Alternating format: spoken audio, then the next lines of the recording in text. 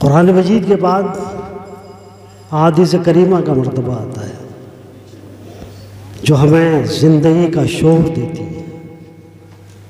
कैसे खाना है, कैसे पीना है, कैसे चलना है, कैसे तिजारत करनी है। ज़िंदगी के मुख्तलिफ मराहिल को तय करती है वो हदीस करीमा। हदीस उसे न कहते हैं जो सरकार ने फरमाया, जो सरकार ने किया, या मरफू अगर हुई तो सहाबा ने जो किया उसको भी हदीस कहा जाता है। तो एक मोमिन के लिए, उसकी अज़मतों के लिए ज़रूरी है कि वो सरकार दो आलम सल्लल्लाहु अलैहि वसल्लम की ज़िंदगी पाक, हयात पाक को अपनाए। कैसे अपनाएगा, कहाँ से अपनाएगा, कहाँ से शोर मिलेगा, ये इन्हीं इदारों से मिलेगा। किसी मेडिकल कॉलेज से नहीं मिलेगा, किसी इंजीनियरिंग कॉलेज से नहीं मिलेगा, इन्हीं इदारों से मिलेगा। इसलिए कि ये सरकार की सीरत की तालीम दे रहे हैं। तो जब सरकार की सीरत की तालीम दे रहे हैं तो अब सरकार की सीरत कहाँ मिलेगी? यही ना मिलेगी। दुनिया की चमक दमक की वजह से हमारा जहन ये होता है, अरे इस मदरसों में क्या है। अजीब अंदाज से हमारे लोग देखते हैं, अरे वही निकलेगा तो किसी मस्जिद का इमाम हो जाएगा, या कहीं छोटा मदरसा हो, मदरसे में जाएगा, दौलत का अंबार तो नहीं लाएगा हमारे घर में। ये दौलत के अंबार में खो जाते हैं हमारे लोग। वही उनके सामने सिर्फ दुनिया रहती है, जिसे कुरान फरमाता है मताउ दुनिया कलील। ये दुनिया के मता जो हैं ये सब कलील हैं, थोड़े की तरफ हम इस तरह से भागते हैं जैसे मालूम होता है कि बस क्या कहा जाए। बहरहाल इस्लाम वो मजहब मुहज़्ज़ब है। कोई भी मजहब आखिरत का तस्वुर नहीं देता है। सिर्फ मजहब इस्लाम वो मजहब है जो आखिरत का तस्वुर दे करके अपने मानने वालों को पाकीज़ा बना देता है। जब इंसान के सामने आखिरत रहेगी, हे लड़को भाई, अगर यही हरकत रहेगी ना तो मेरे यहाँ आओगे टेस्ट देने के लिए सबको बाहर कर दूंगा। मैं इसमें रियायत नहीं करता। आखिरत का तस्वुर जब सामने रहेगा इंसान के, तो माँ बाप की खिदमत करता हुआ नजर आएगा। उनको बुरा भला नहीं कहेगा, सख्त कलामी नहीं करेगा, इसलिए कि परवरदिगार आलम का हुक्म है वबिल वालिदैन एहसाना, वालिदैन के साथ एहसान करो। ये तालीम कौन दे रहा है? यही दीन मदरसे तो दे रहा है। जब माँ बाप खुश होंगे, वो दुआ के लिए हाथ उठाएंगे, परवरदिगार आलम की रहमतें आपके साथ हो जाएंगी। इस तरीके से ज़िंदगी मुख्तलिफ मामलात सामने आपके आते हैं। इस्लाम व मज़हब मुहज़्ज़ब है जो इन मामलात को हल करता हुआ नज़र आता है। इसलिए कि ये मुकम्मल है दीन, अल्लाह ने मुकम्मल फरमा दिया है। अब किसी दीन की ज़रूरत नहीं है। अध्यान बहुत से आए, सबको उठा लिया गया, सिर्फ एक दीन बाकी रखा है।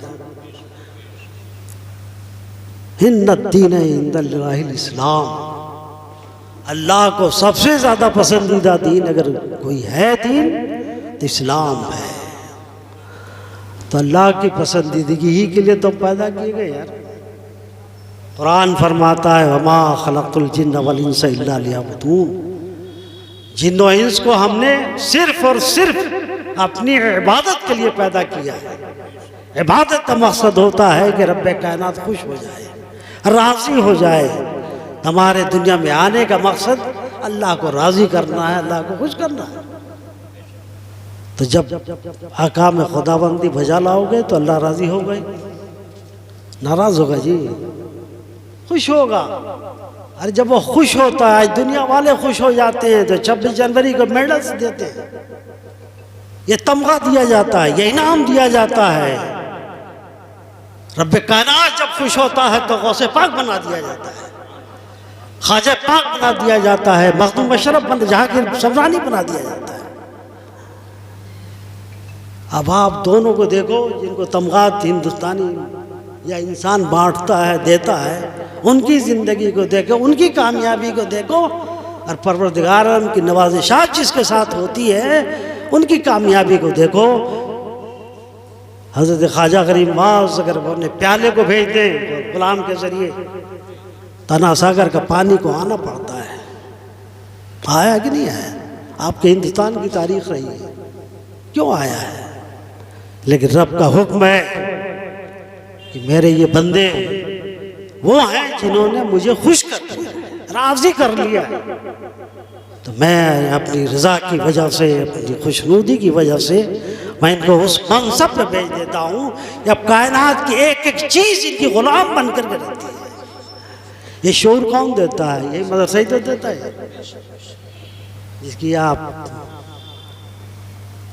अभी आपने 1000 रुपया 2000 रुपया दिया और देते ही रहते हैं। माशाल्लाह, कौम समझती है इस ज़रूरत को तो देती है। कौम ज़रूरत को समझती है कि हमको दीन चाहिए तो अपने बच्चों को भी भेजती है। हाँ, नहीं तो हमारे लोगों को तो ध्यान यही होता है, अरे जितना भी रुपया ले लो, चलो मेडिकल कॉलेज में दाखिला दिला दो। ठीक है, मेडिकल हमारी ज़रूरत है और बनना चाहिए, मुसलमानों को उस लाइन में भी जाना चाहिए, लेकिन उससे पहले अपने बच्चों को मोमिन तो बना दो, मुसलमान तो बनाओ। हम क्या करते हैं, उसे मोबाइल दे दिया, 15 रुपए की किताब नमाज की नहीं देते। हम मेरे आका फरमाते हैं जब तुम्हारा बच्चा 7 साल का हो जाए तो उसका हाथ पकड़ करके मस्जिद ले जाया करो। क्या क्यों फरमाया जी? ताकि वो बाअदब हो जाए, जब बड़ा होगा तो तुम्हारा भी अदब करेगा, कौम के सरबराहों का अदब करेगा। वरना आज क्या हाल है आपके बच्चे का, क्या हाल है, जाकर के देखिए। तो 1:30 बजे रात में मोबाइल चलाता हुआ देखता है। कभी आपने पूछा? मैंने अगर 5000 या 10,000 का मोबाइल दे करके दिया है तो ये 1:30 बजे रात में क्या कर रहा है? नहीं, कुछ नहीं बोलते, इसलिए कि बाबू है ना। कोई दूसरा बोल देगा तो लड़ने के लिए तैयार हो जाओगे। कभी आपने पूछा? फिर उसके बाद जब उसके कदम डगमगाने लगते हैं तो मौलाना साहब के पास भाग के जाते हैं। मौलाना साहब, मेरा बाबू डगमगा गया है, तावीज़ बना दीजिए। अब तावीज़ साहब संभालेंगे? मेरे आका ने मस्जिद भेजा था 7 साल की उम्र में। मस्जिद क्यों नहीं लेके गए? इसलिए नहीं लेके गए कि आप खुद नहीं मस्जिद जाते तब ना लेकर के जाते हैं, प्यार और मोहब्बत से लेकर के जाते हैं। मैंने तो दूसरी कौमों को देखा नहीं, सिर्फ एहसास दिलाने के लिए तज़किरा करता हूँ कि बाप के साथ बेटा जा रहा है, कहीं पत्थर मिल गया, उसने सर झुका दिया तो बेटा भी सर झुका रहा है, शोर नहीं मचा रहा है, कुछ और नहीं कर रहा है। बाप जैसे कर रहा है वैसे बेटा भी करता हुआ नजर आ रहा है। गलत रास्ते पर है लेकिन बाप की पैरवी में लगा हुआ है बच्चा। हम क्यों नहीं अपने बच्चों को अपनी पैरवी में लगाते हैं? तो नहीं, फुर्सत ही नहीं है। मस्जिद जाया करो मेरे भाई, मस्जिद बड़ी बड़ी शानदार बनाई हैं आपने। संभल में बहुत शानदार मस्जिदें हैं, लेकिन कितने लोग उसमें आते हो? पंजवक्ता का जायजा लिया जाए तब ना पता चलेगा। ऐसा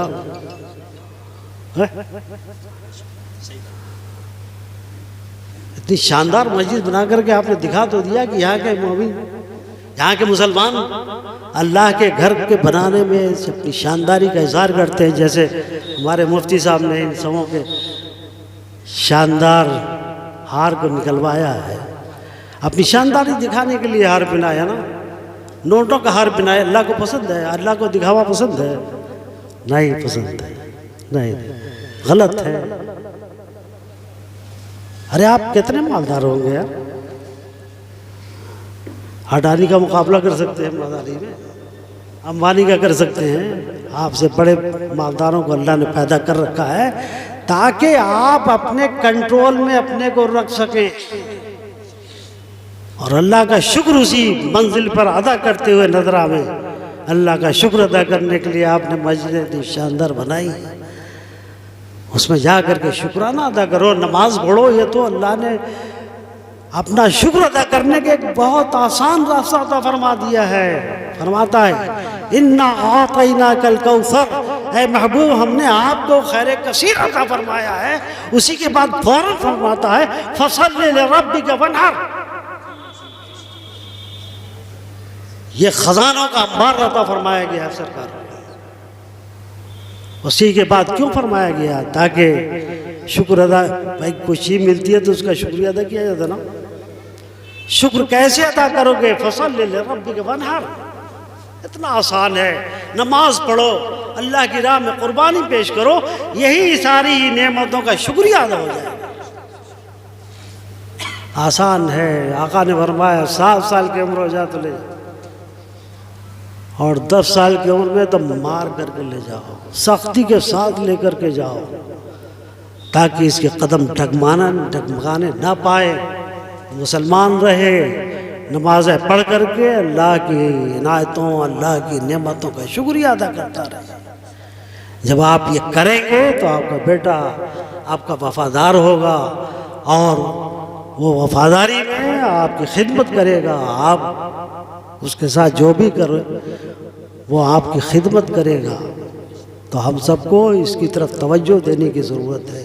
माहौल बहुत ख़राब हो चुका है, माहौल बहुत ख़राब हो चुका है।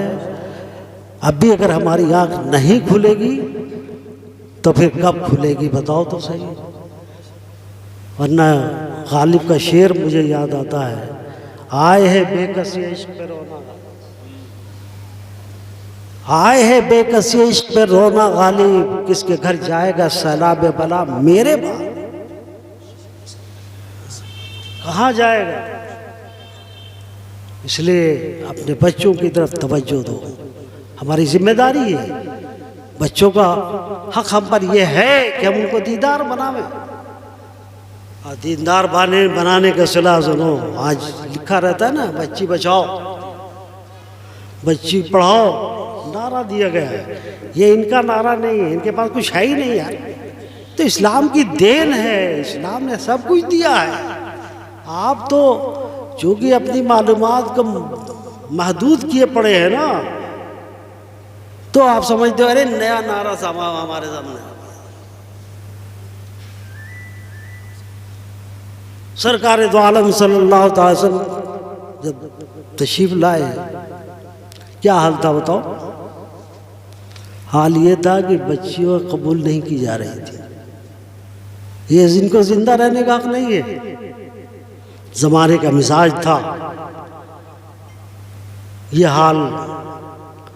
बच्चियां नहीं जिंदा रहेंगे इसलिए कि उसकी शादी करेंगे तो किसी का ससुर बनना पड़ेगा। तो इसको बहुत ही ऐब समझा जाता था, इसलिए हुक्म दे जाते थे। तो मेरे आका का ज़ाहिरी ज़माने पाक जब आया, दुनिया में तशरीफ लाए, कदम नाद रखा, अपने सहाबा से फरमाते हैं, सुनो मुसलमानों, ऐ मेरे सहाबा, जब तुम बाहर जाया करो तो अपने बच्चों के लिए तोहफे लाया करो। नफ्सियाती मामला है ये, बहुत बड़ी नफ्सियात। और मेरे आका से बेहतर कौन नफ्सियात जाने वाला होगा यार? कोई है दुनिया का साइकोलॉजिस्ट? ये मेरे आका की देन है, नफ्सियात को भी जिंदा कर दिया है कि नफ्सियात की तरफ भी तवज्जो किया करो।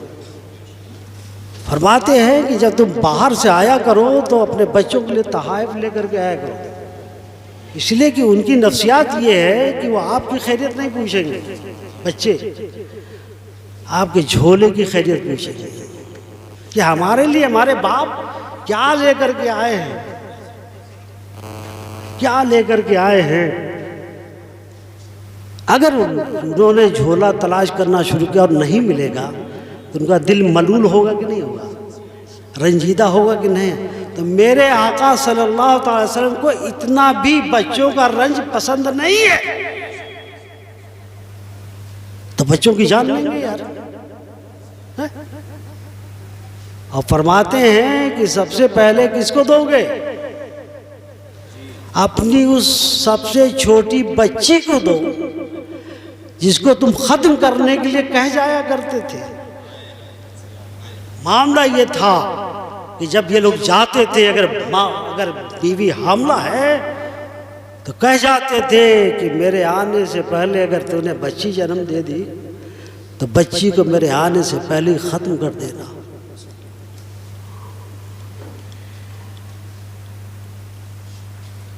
खत्म कर देना, मैं उसकी सूरत नहीं देखना चाहता। तो मेरे आका फरमाते हैं कि सबसे पहले अपनी सबसे छोटी बच्ची को तोहफा दो ताकि उसे ये एहसास ना हो कि रहमतुल लिल आलमीन तशरीफ ले आए हैं, आज भी हमारे भाइयों को हम पर फौकियत दी जा रही है। मेरे आका ने कभी बर्दाश्त नहीं। नारे तकबीर, नारे रिसालत, सीरते रसूल अकरम। तो कैसा बचाया बच्चों को? तो मेरे आका ने बचाया बच्चे को, दस्ते शफ़क़त रख। जैसे बच्चों का हक हासिल है कि ज़मीन के ऊपर रहे, इन बच्चियों को भी हक हासिल है कि ज़मीन के ऊपर रहे। अल्लाह की अजीम नेमत है, इनसे शर्माने की और हया करने की ज़रूरत नहीं है। उनकी खिदमत करो। एक साहबी रसूल अर्ज़ करते या रसूलल्लाह, मेरी 3 बच्चियां हैं। मेरे आका फरमाते तो उसमें रंजीदा होने की क्या बात है? उन तीनों को दीनदार बनाओ, नेक बनाओ, सालिहा बनाओ। और ये सारी चीज़ें बगैर तालीम के हासिल होंगी यार। कैसे ज़िंदगी गुजारनी है इसके लिए तो तालीम की ज़रूरत है ना। अरे आज गवर्नमेंट सोशलॉजी पढ़ाती है, कैसे ज़िंदगी गुजारनी, एक सब्जेक्ट है कि नहीं? बहुत से ऐसे लोग होंगे जो इस सब्जेक्ट को पढ़े होंगे, मैंने नहीं पढ़ा, मेरी लाइन ही दूसरी थी, इसलिए नहीं सब्जेक्ट। बहरहाल बनाया ना मेरे आका लोग तो ऐसे सोशोलॉजी है, सोशलिस्ट है कि वो तो आए ही हैं हर फर्द को और हर सिनफ को, सनफ को और हर इंसान को सुझाने बताने के लिए तशरीफ़ लाए हैं, किसी ख़ास के लिए नहीं तशरीफ़ लाए हैं, हर इंसान। तो क्या बात है, उनको बच्चियों को पढ़ाओ, लिखाओ, नेक बनाओ, नमाजी बनाओ, रोज़ेदार बनाओ, अल्लाह का खौफ उनके दिल में पैदा करो, नेक हो जाएंगी तो वो बच्चियाँ तुम्हारे लिए जन्नत का टिकट हो जाएंगी। कैसी अज़मत अता फरमाई है, कौन दे सकता है यार? ये मेरे आका की ज़ात है, जिसको चाहे जन्नत अता फरमा दे, जिसको चाहे वो रोक दे। अल्लाह ने अपने महबूब को इख्तियार अता फरमाया, बाइख्तियार बनाया है। तो हमें अपने बच्चों को नेक बनाना है, साले बनाना है। शाद फरमाते हैं सरकार दो आलम सल्लल्लाहु अलैहि वसल्लम, जब इंसान दुनिया से रुखसत होता है तो सारे आमाल से उसका ताल्लुक़ ख़त्म हो जाता है। अरे अब वो नमाज़ पढ़ पाएगा? नमाज़ पढ़ता होता तो कब्रिस्तान ले जाते उसको तो अपने घर में रखते, मस्जिद ले जाते, मस्जिद का रास्ता बताते, कब्रिस्तान नहीं ले जाते। तो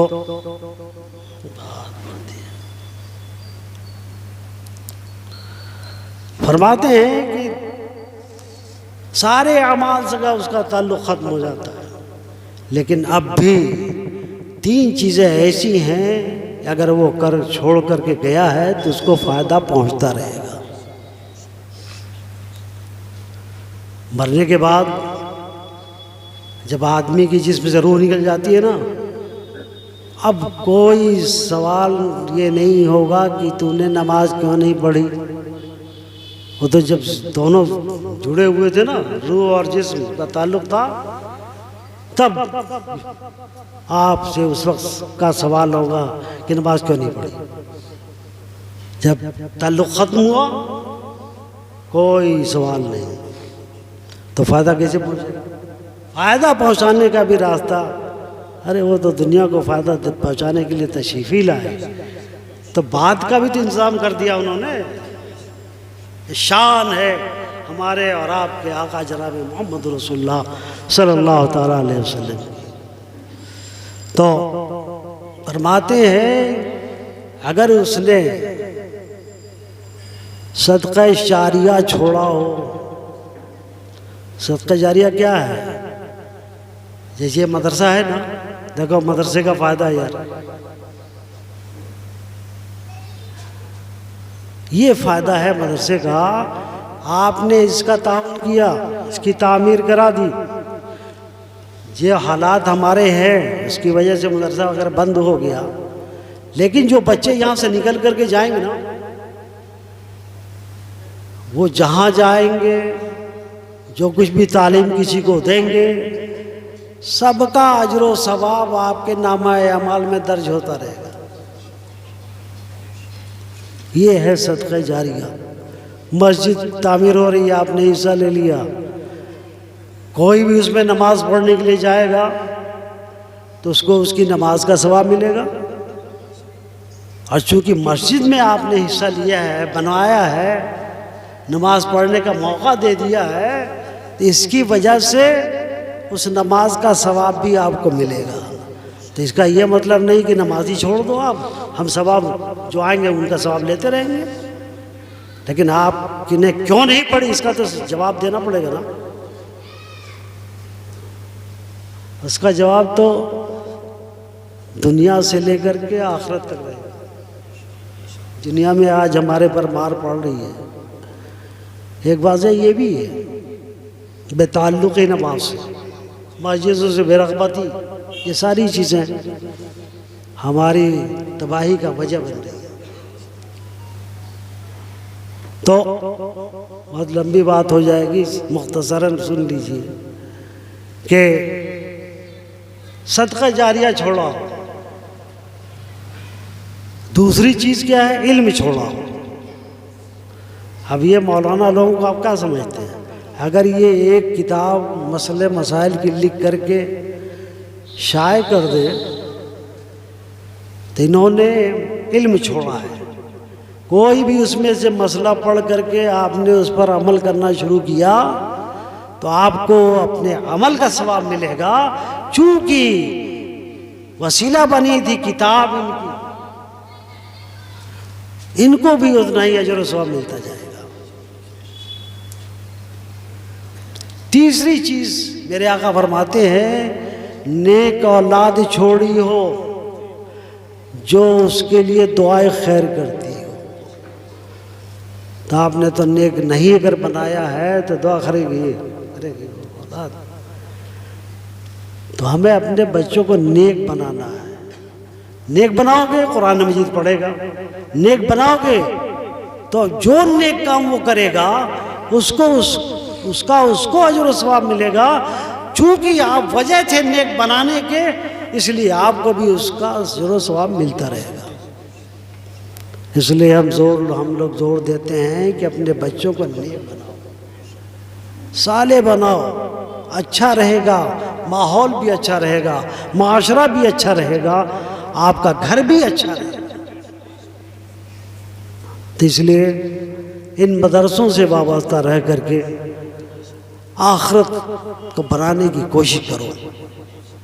यही इसी मज़हब की देन है, उसने आखिरत का तसव्वुर दे करके अपने मानने वालों को पाकीज़ा बना दिया है। वरना दूसरे कौमों में तो ये है, मियाँ क्रिश्चियन में ये है, कैसा भी बड़ा गुनाह कर लो, स्टैचू के सामने जा करके उसे कबूल कर लो, माफ हो जाएगा माज़अल्लाह, कैसा भी। यानी माज़अल्लाह हज़रत ईसा अलैहिस्सलाम को सलीब वलीब नहीं दी गई है कि हम शक्ल को सलाह दी, जो उनको कत्ल करने की नीयत से गए थे, अल्लाह तबारक व तआला ने ऐसा निज़ाम बनाया कि हज़रत ईसा की शक्ल का एक इंसान को बना दिया और वो सलीब पे चढ़ा दिया। ये समझे कि हमने हज़रत ईसा को सलीब पे चढ़ा दिया, उसकी कुदरत से गवारा करेगी कि किसी रसूल को सूले पे चढ़ा जाए? हरगिज़ नहीं। तो अब उसके सामने चूंकि ये सलीब पे चढ़ करके हमारे गुनाहों को सब कुछ दे गए, जा कर के माफ़ी मांग लो, हो गया, इकरार कर लो, हो गया, तो माहौल संभलेगा, पाकीज़ा बनेगा। गंदे से गंदा माहौल होता चला जाएगा। आज उन लोगों का माहौल जाकर के देख लो, उसी की वजह से हमारे माहौल पर असर पड़ता चला जा रहा है। ये उन्हीं लोगों की देन है ना। बहरहाल कभी मौका मिलेगा तो बहुत, अब असर का वक्त होने जा रहा है, बातें ख़त्म हो जाए। आपसे गुजारिश यही है कि अपने दीनी इदारों से आप वाबस्ता रहें। अल्लाह तबारक व तआला की राह में अगर एक खर्च करोगे तो 10 वो इनाम देने का वादा कर चुका है। तो इतनी नवाजिश हासिल हो तो काम करना चाहिए ना। तो इन इदारों की तरफ तवज्जो दीजिए और इन इदारों से वाबस्ता रहिए और अपने बच्चों को दीनदार बनाइए, नेक बनाइए, तो वो आपकी खिदमत करेंगे। आप बूढ़े में सहारा तलाश करोगे तो ही बच्चे आपके लिए सहारा बन जाएंगे, अगर वो नेक रहे तो। इसलिए पहले अपने बच्चों को नेक बनाओ और कोई सी भी तालीम दो। मैं तालीम का मुखालिफ नहीं हूँ, लेकिन ये ज़रूर कहूँगा कि अपने बेटे को मुसलमान बनाने की कोशिश करो। नहीं वो रहेगा मुसलमान तो यार ज़िंदगी की फ़ायदा क्या होगा। उसके लिए ज़रूरी है कि हम दीनी तालीम भी अपने बच्चों को दिलाएं। आज दुनिया कोशिश कर रही है कि ये दीन से बहुत दूर हो जाए, तो हमें उसका बचाव करना है कि नहीं करना है। दीन हमारा है, इस्लाम हमारा है, हमारे बच्चे हैं, इनको दीनदार बनाने की कोशिश करो। इंशाअल्लाह आप भी कामयाब रहोगे, आपके बच्चे भी कामयाब रहेंगे, माहौल भी कामयाब हो जाएगा। अल्लाह ताला मुझे और आप तमाम को इसकी तौफीक अता फरमाए। वाखिर दावाना अनिल हम्दुलिल्लाहि रब्बिल आलमीन। अस्सलाम।